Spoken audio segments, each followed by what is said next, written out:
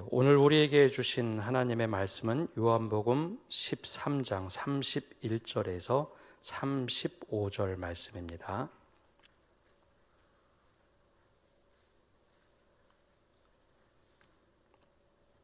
이제 하나님의 말씀을 봉독합니다. 그가 나간 후에 예수께서 이르시되 지금은 인자가 영광을 받았고 하나님도 인자로 말미암아 영광을 받으셨도다.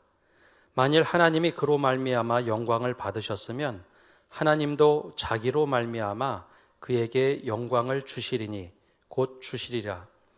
작은 자들아, 내가 아직 잠시 너희와 함께 있겠노라. 너희가 나를 찾을 것이나 일찍이 내가 유대인들에게 너희는 내가 가는 곳에 올 수 없다고 말한 것과 같이 지금 너희에게도 이르노라. 새 계명을 너희에게 주노니 서로 사랑하라. 내가 너희를 사랑한 것 같이 너희도 서로 사랑하라. 너희가 서로 사랑하면 이로써 모든 사람이 너희가 내 제자인 줄 알리라. 아멘. 오늘은 사순절 5번째 주일입니다. 사순절은 우리가 주님의 삶과 말씀을 묵상하며 그 삶과 말씀으로 내 삶을 조명해보고 또 내 삶에 다른 길로 가고 있다면 주님의 뜻대로 살겠다고 다짐하고 결단하는 시간입니다.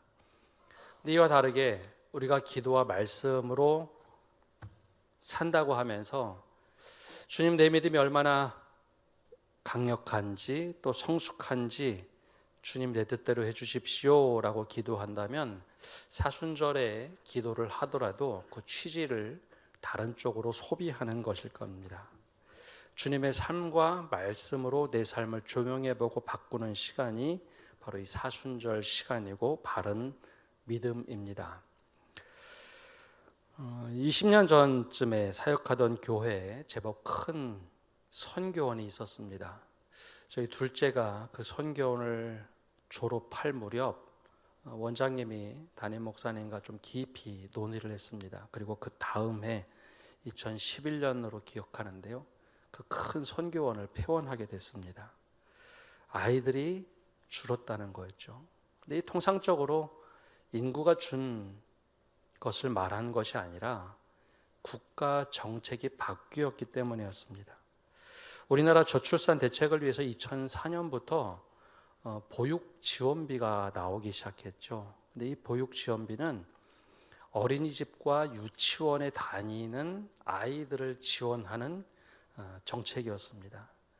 근데 당시 선교원, 즉 교회에서 운영하던 선교원들은 학원으로 분류가 되었었기 때문에 선교원을 다니는 아이들은 국가 지원을 받지 못하니 부모들이 다들 어린이집과 유치원으로 아이들을 옮기기 시작했습니다. 결과적으로 여러분 지금 교회에서 운영하는 선교원 보지를 못하셨죠. 그래 2008년부터 12년 정도간에 대부분 다 폐원하고 어린이집이나 유치원으로 전환을 했습니다. 근데 이 조건이 까다로워서 폐원한 곳이 대부분입니다. 국가의 정책이나 권력 시스템은 우리에게 큰 영향을 줍니다. 그래서 바울은 국가를 위해서 기도하라, 우리들의 평안한 삶을 위해서 기도하라 라고 강조했죠. 장로님 기도하신 것처럼 12월 3일 계엄으로 시작해서 탄핵소추, 탄핵 심판까지 약 122일 동안 우리 사회는 큰 혼란 속에 있었습니다. 국가 권력의 부재, 정치의 실종은 우리의 삶을 참 어렵게 만들었습니다. 광장으로 나가서 외치는 수많은 사람들, 양친형으로 나뉘어서 헐뜯기도 하고 또 고함을 외치고 폭력을 일삼는 일들, 또 시대가 불안하니 사람들이 움직이질 않았습니다. 대부분 소상공인들이 폐업을 하게 되었다고 아우성을 칩니다. 음식점 저녁 장사는 12월 3일 이후로 다들 마비가 되었다고 얘기합니다. 인위적인 건설 부양 정책은 결과적으로 미분양과 수많은 경매로 건물이 쏟아져 나오는 상황에 이르렀습니다. 이런 극단적으로 혼란한 상황, 만약에 주님이 이 땅에 우리와 함께 계시다면 뭐라고 말씀하실까?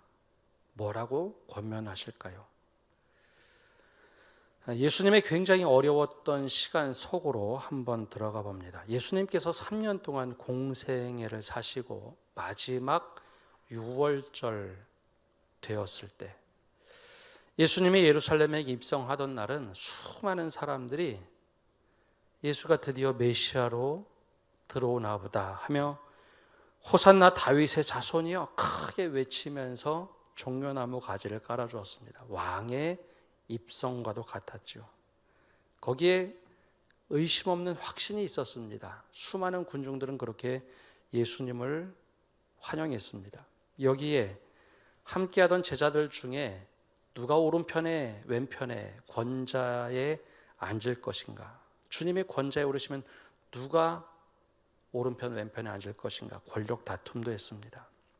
그런데 이면에는 반대쪽에서는 수많은 군종의 환호성과는 달리 사회 지도층이었던 제사장과 장로들은 예수를 십자가에 못 박으려고 이미 사람들을 매수해 놨습니다. 사내들인 공유에 모일 준비를 다 해놓고 날짜만 기다리고 있었습니다.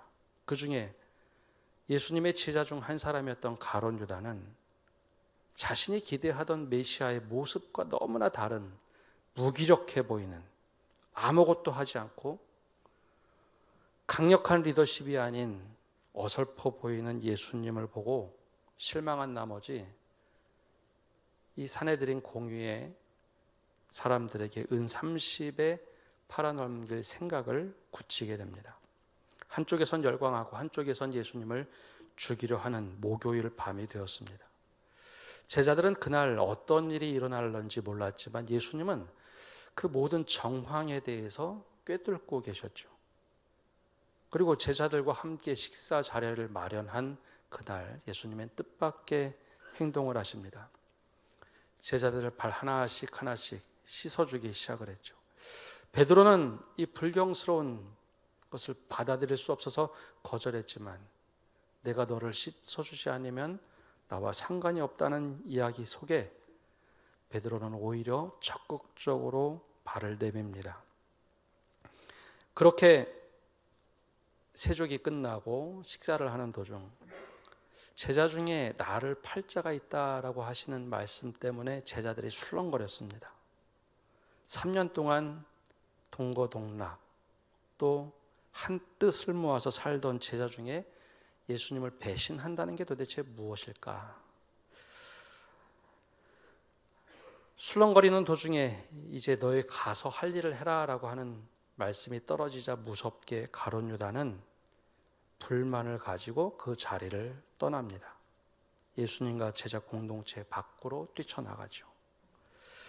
여러분, 우리는 성경을 지금 현지에서 과거를 조명해 보기에 우리 모든 것을 알고 있지만 제자들의 입장에서는 이날 도대체 예수님이 무슨 말씀을 하시는지 가룟 유다는 왜 뛰쳐나가고 그 다음에 어떤 일이 있을는지 몰랐습니다. 그러나 예수님이 십자가에서 죽으시고 부활하신 이후에야 예수님이 이날 우리에게 유언을 남기셨구나라는 것, 그리고 그 말씀을 붙잡고 평생 살아갈 삶의 지표로 삼게 됩니다.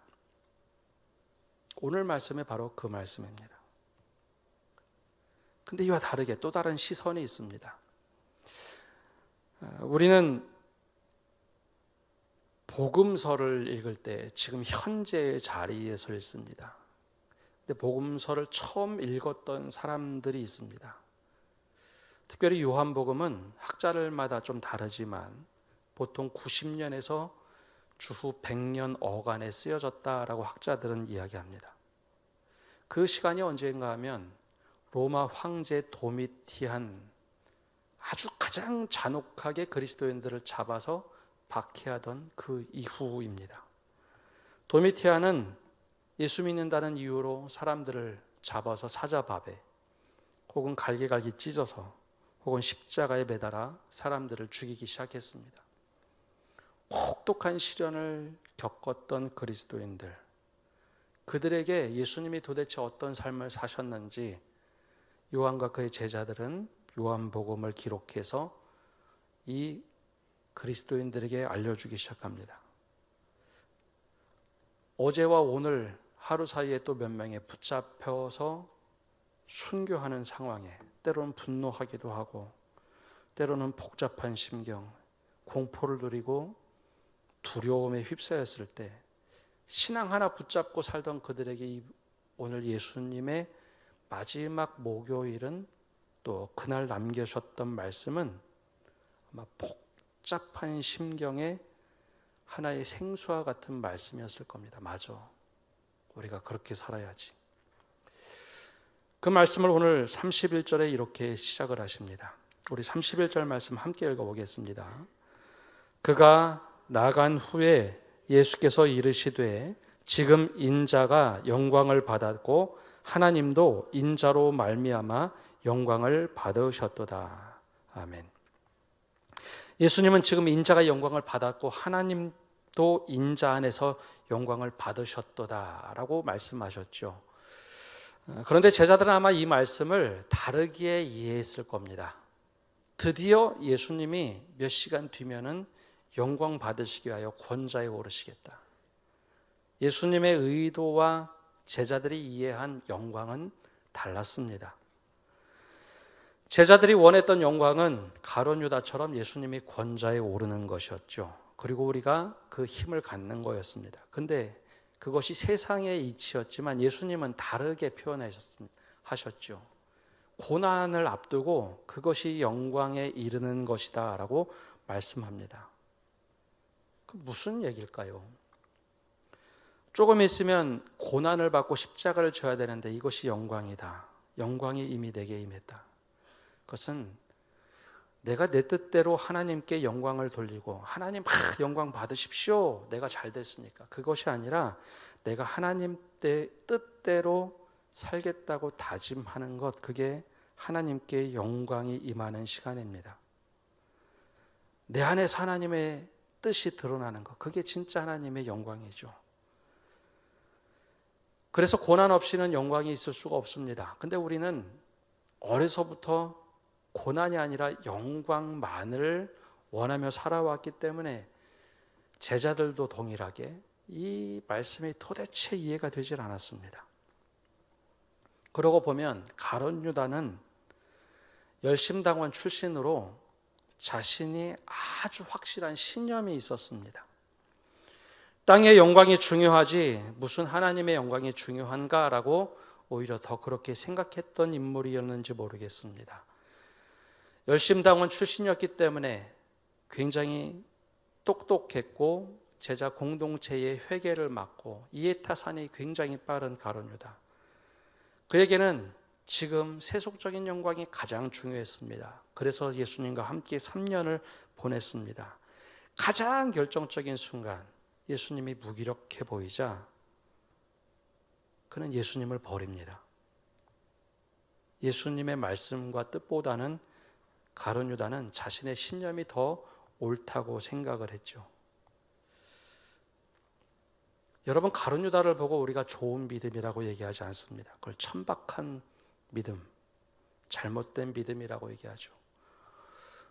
예수님이 가르쳐 주신, 예수님이 하신 말씀과 가룟 유다의 모습 속에 어느 것이 더 매력적으로 보이십니까?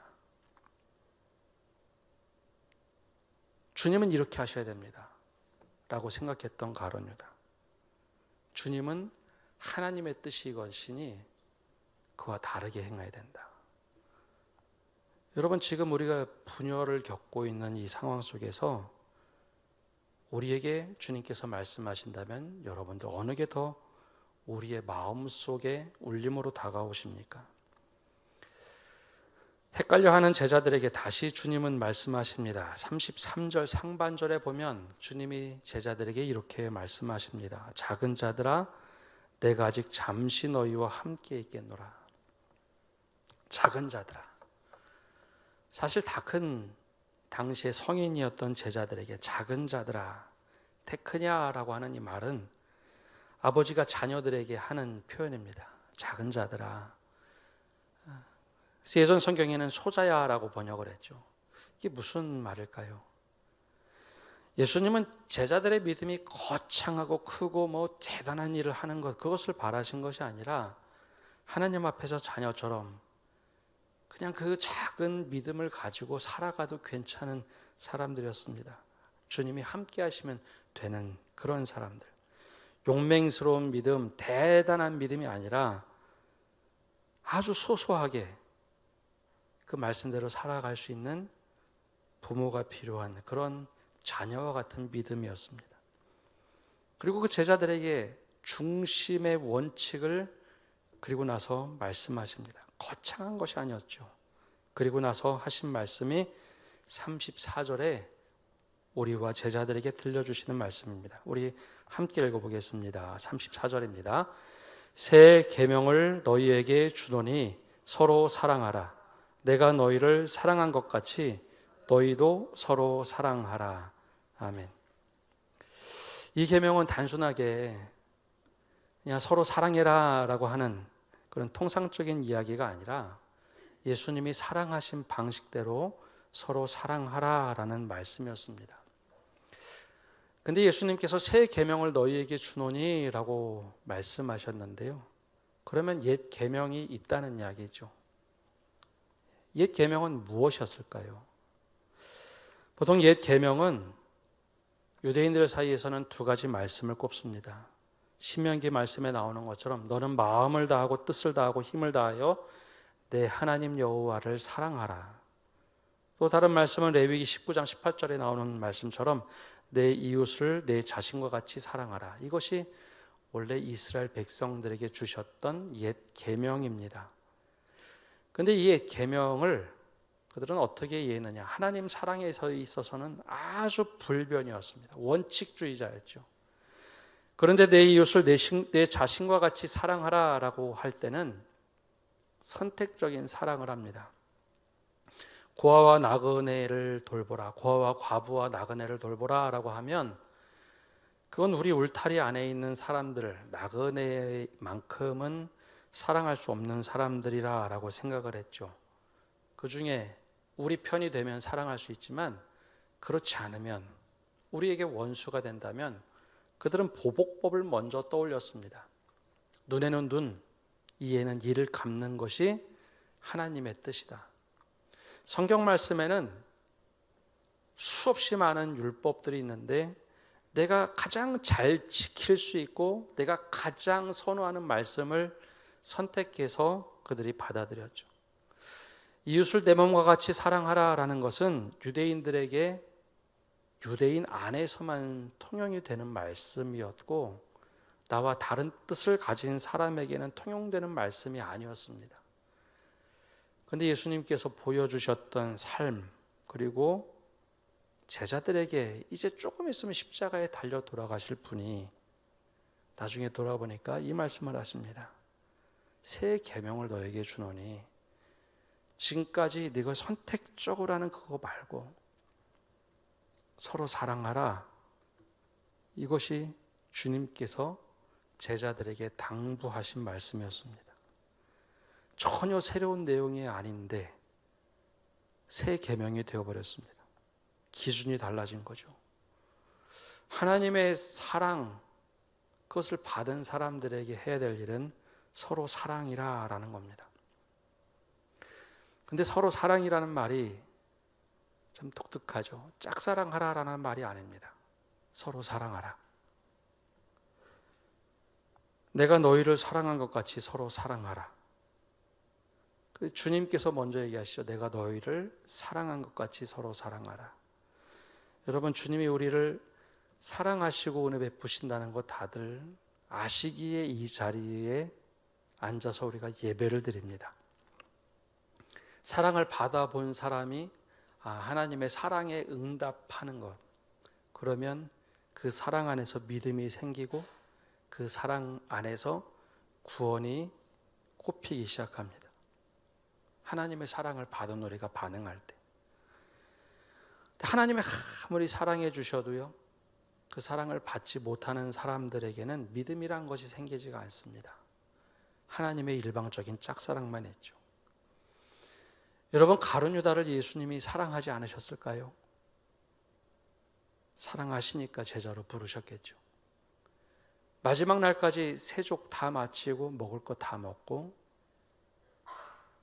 이제 네가 가서 할 일을 해라 라고 하셨던 것은 끝까지 예수님은 사랑함에 있어서 포기하지 않았습니다. 그러나 서로 사랑이 교류가 되지 않으면 여기까지입니다. 그런데 이 표현이요, 참 무기력해 보이고 어리석어 보입니다. 저도 처음에는 그렇게 생각을 했습니다. 서로 사랑하라는 말이 과연 이런 상황 속에 맞을까?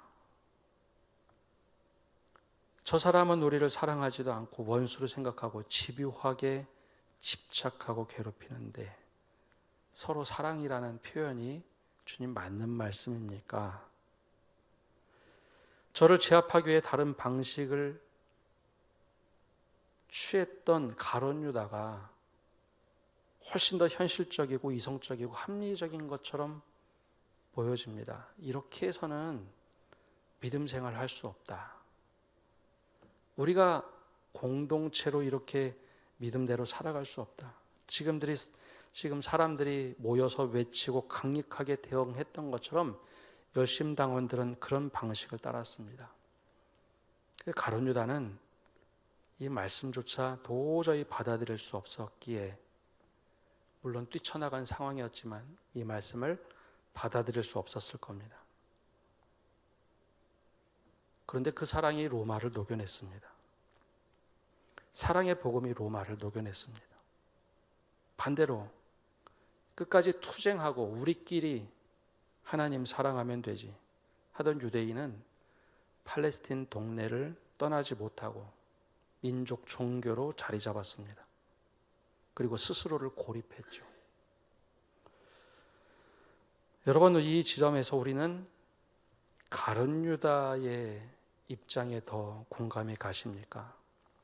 주님의 뜻대로 살아가라고 서로 사랑하라는 말씀이 더 마음에 와 닿으십니까?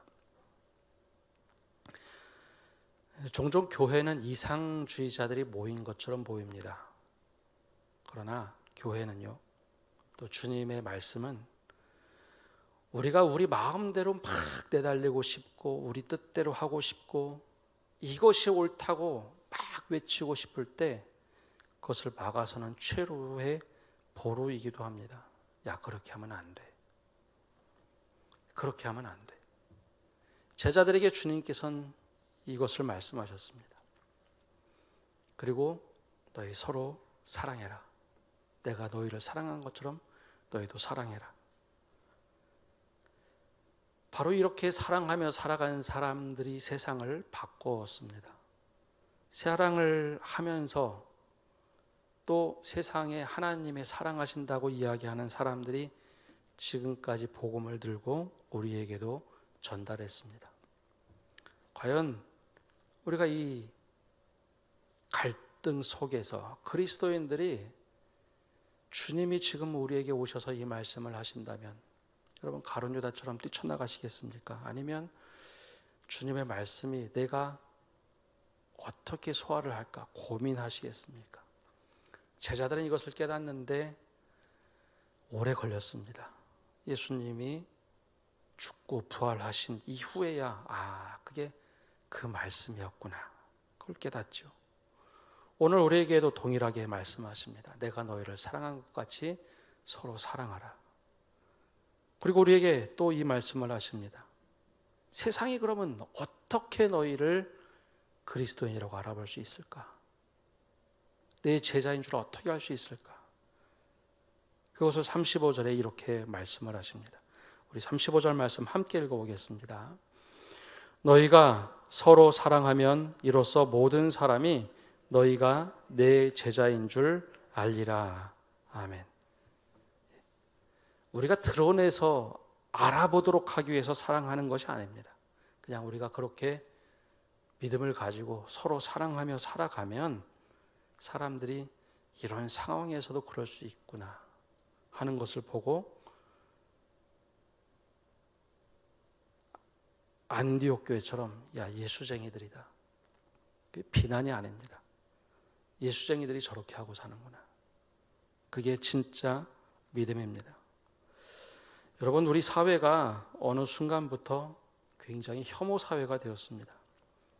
인터넷 댓글 다는 것, 정치 혐오, 세대간 무시하는 것, 이념에 의한 단절, 수많은 사람들이 분노에 차 있어서 누가 조금이라도 잘못하면 인터넷 상에 그 사람이 죽을 때까지 욕을 하고 비난을 합니다. 나하고 전혀 상관없는데 그렇게 사람들이 합니다. 그 돌팔매질이 아닌 말의 돌팔매질을 맞아서 많은 사람들이 자살한다는 이야기를 우리는 언론상에서 봅니다. 그 안에 그리스도인들이 없을까요? 오늘 주님께서는 우리에게 이야기하십니다. 이렇게 당신이 마지막 순간에 이를 때, 이 고난주간, 다음 주면 고난주간인데요, 유월절 마지막 목요일을 보내면서 이 땅에서 남아 있을 때 예수님은 제자들에게 마지막 유언처럼 말씀하십니다. 물론 승천하시기 전에 또 다른 유언도 하셨지만 제자들에게, 우리에게 말씀하십니다. 서로 사랑하라. 내가 너희를 사랑한 것 같이 너희도 서로 사랑하라. 너희가 서로 사랑하면 이로써 모든 사람이 너희가 내 제자인 줄 알리라. 바로 이 말씀을 우리가 깊이 묵상하면서 가룟 유다와 같은 심정이 불쑥 들 때, 이건 아니지, 아무리 믿음 갖고 살아도 이건 아니지, 그런 마음이 들 때 한 번 더 주님의 말씀을 곱씹고, 주님이 우리에게 이렇게 말씀하셨는데 우리를 사랑한 것 같이 너희도 서로 사랑하라. 다시 한번 우리가 멈춰서고 우리가 어떻게 살아가야 될지 주님 말씀 따라 살아가시는 성도 여러분 되시기를 간절히 축복합니다. 우리 함께 찬양하고 기도하겠습니다.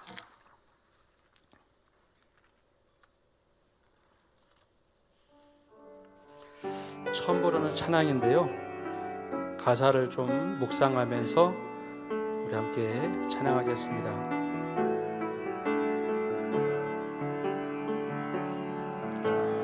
여기 모인 우리 모두가 마음 열어 서로 사랑하고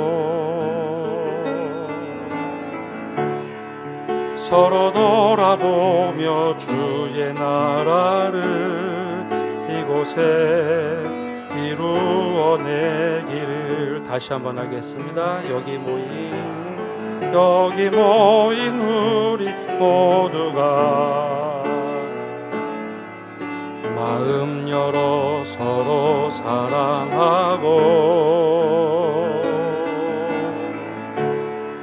서로 돌아보며 주의 나라를 이곳에 이루어내기를.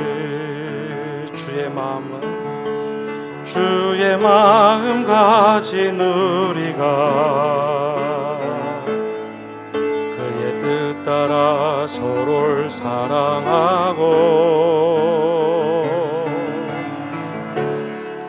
모두를 품어내며 그의 나라를 이곳에 이루어내기를. 주의 마음 가진 우리가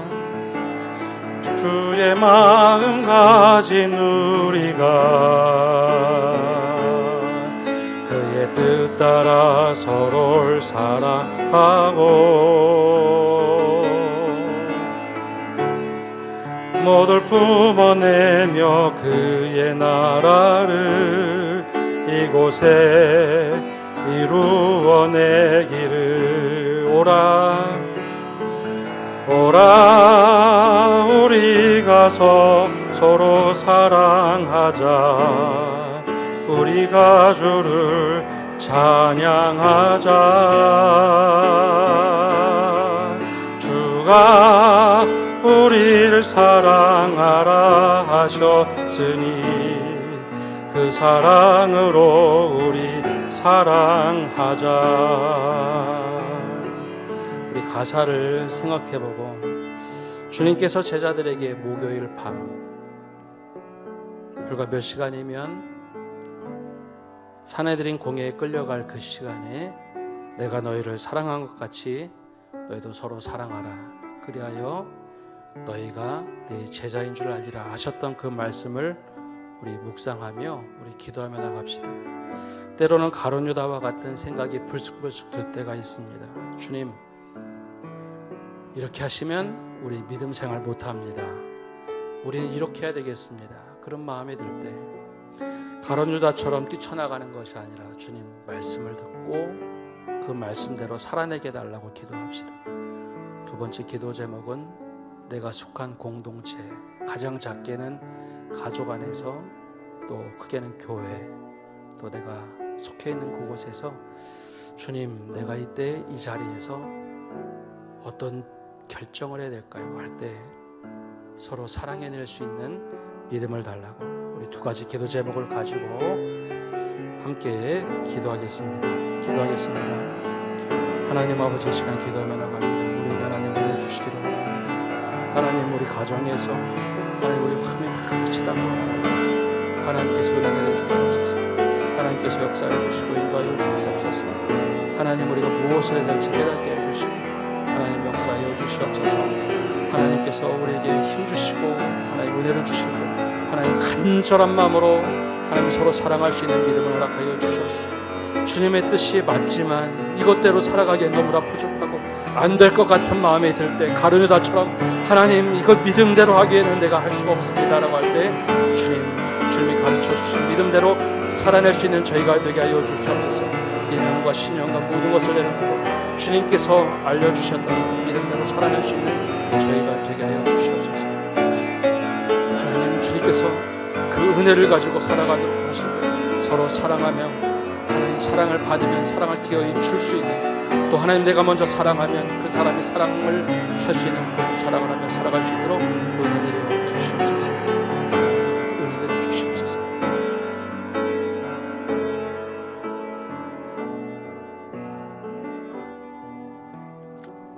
사랑의 주님, 우리 사회가 지난 몇 달 동안, 아니 오랜 기간 동안 서로 갈등하고 서로 대립하고 서로 싸우며 나가는 그 자리 한복판에 그리스도인이 있음을 고백합니다. 주님께서 사내들인 공회는 죽이려 하고 많은 사람들은 환호를 하고 그 소용돌이 한가운데 주님의 십자가를 앞두고 제자들에게 너희 가서 마음껏 너희 힘을 휘둘러서 하나님의 나라를 이뤄내라고 했다면 주님, 우리 세상이 달라졌겠죠. 그러나 마지막 주님께서 떠나시기 전에 제자들에게 서로 사랑하라, 내가 너희를 사랑한 것 같이 서로 사랑하라고 하셨던 그 말씀을 하시고 그대로 살아내기를 원하셨던 주님의 말씀이 우리 안에서 온전히 이루어지기를 바랍니다. 하나님, 때로는 그때 고민이 되고 하나님 내 뜻으로는 이해할 수 없고 도저히 받아들이기 어려울 때, 그때도 여전히 주님께서 우리에게 말씀하셔서 그 말씀대로 살아낼 수 있는 저희 되게 하여 주시옵소서. 그래야 하나님의 뜻대로 우리가 살아갈 수 있다라는 고백을 하게 하여 주시옵소서. 작게는 우리 가정에서 서로 사랑하며 살아갈 수 있는 믿음의 사람 되게 하여 주옵소서.